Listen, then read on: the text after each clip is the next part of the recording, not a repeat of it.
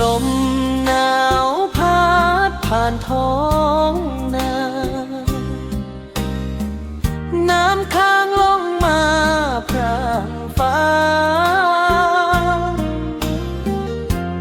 หัวใจอ้ายมันเหงาเพราะคิดฮอดเจ้าคนดียามลมหนาวพัดมา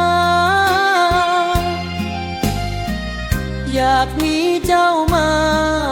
กอดไว้ให้ความหักของเฮาอุ่นหัวใจสองคนดาวบนฟ้าก็ยังหูว่าอ้ายคิดฮอดเจ้าบ่มีผู้ใดแทนได้ในหัวใจของอ้า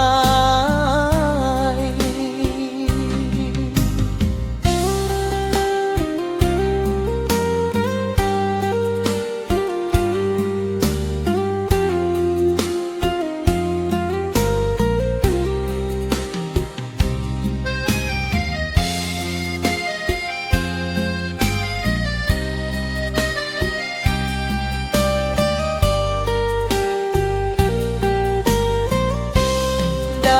บนฟ้าก็ยังหู